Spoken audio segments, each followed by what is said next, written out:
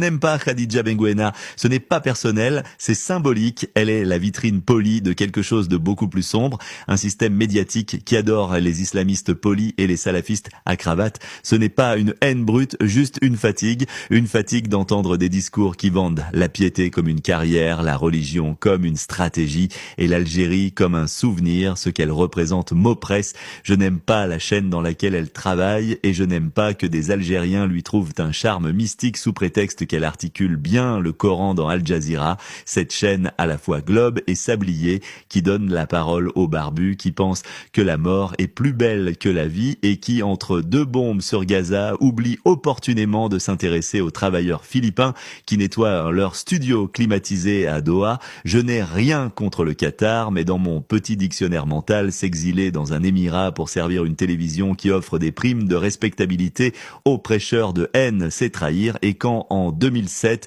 un attentat ensanglante Alger et qu'un sondage d'Al Jazeera propose, êtes-vous pour ou contre les attentats? Je me dis que la chaîne, à défaut de neutralité, pourrait au moins faire semblant d'être humaine. Je ne veux pas de leurs condoléances en arabe classique, je veux du silence, de l'humilité et une minute de honte. Khadija fait partie de cette aristocratie douce de l'islamisme, elle ne crie pas, elle ne frappe pas, elle convainc en souriant et c'est peut-être pire.